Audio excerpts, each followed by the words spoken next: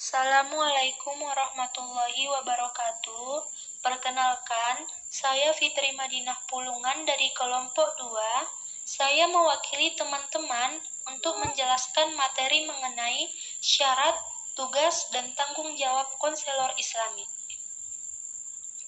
Adapun syarat konselor Islami, berdasarkan Al-Quran dan hadis, syarat-syarat yang harus dipenuhi oleh pembimbing-pembimbing konselor Islami itu ada 4. 1. Kemampuan profesional atau keahlian. 2.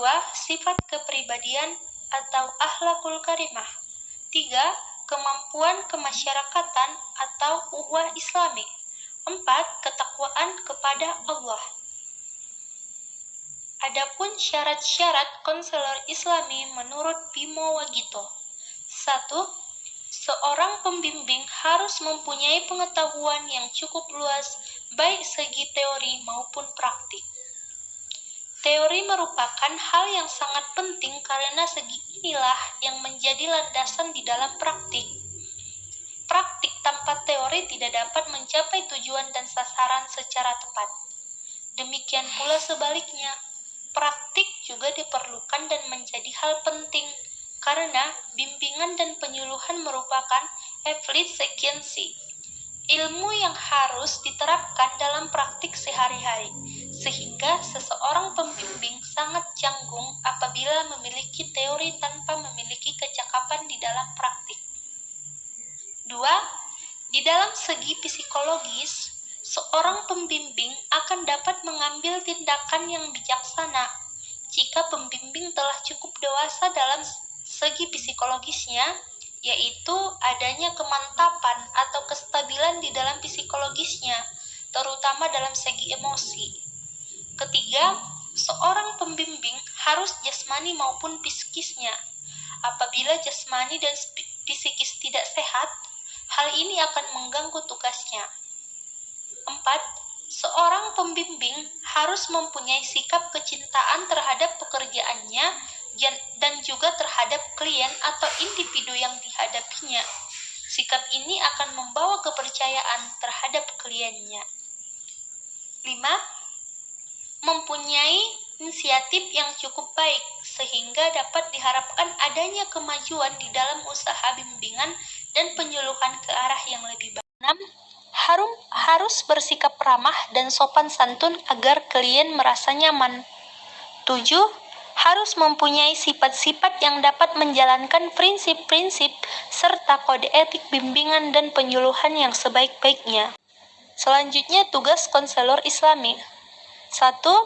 Menjadi penunjang dari pelaksanaan program pendidikan agama di lembaga-lembaga pendidikan, baik umum maupun lembaga pendidikan Islam.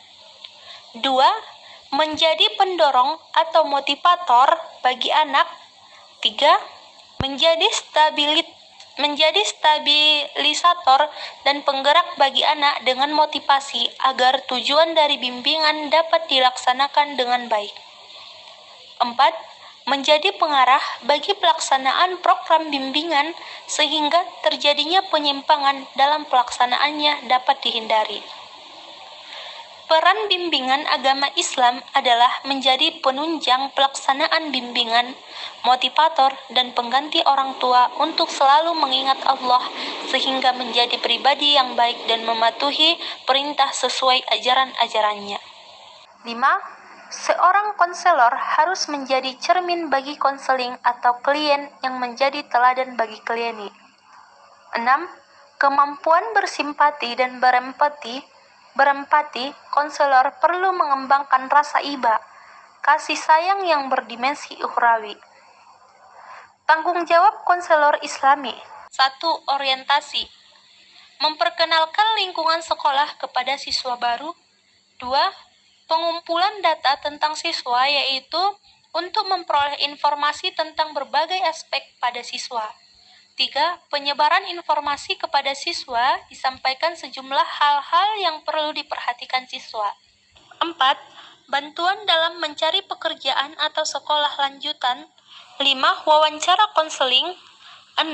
Riset tentang keberhasilan program bimbingan dan pelayanan terhadap mereka yang sudah lulus sekolah. Kesimpulan, Seorang konselor muslim memiliki bobot yang lebih dari sekedar konselor pada umumnya. Konselor muslim yang berkomitmen terhadap Islam tentunya akan memulai membangun dan mengembangkan kepribadiannya sesuai dengan citra Islami. Konselor muslim harus berpegang teguh pada moralitas Islam sebagai seorang muslim dan harus menjadi tauladan yang baik bagi kliennya. Peran pembimbing agama Islam adalah sebagai penunjang pelaksanaan bimbingan, motivator, dan pengganti orang tua untuk selalu mengingat Allah sehingga menjadi pribadi yang baik dan mematuhi perintah sesuai ajaran-ajarannya.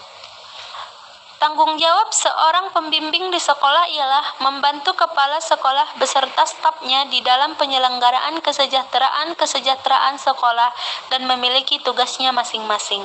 Baiklah, cukup sekian hasil presentasi kami dari kelompok 2 mengenai syarat, tugas, dan tanggung jawab konselor Islami. Saya mewakili dari teman-teman, memohon maaf apabila terdapat kesalahan. Terima kasih. Wassalamualaikum warahmatullahi wabarakatuh.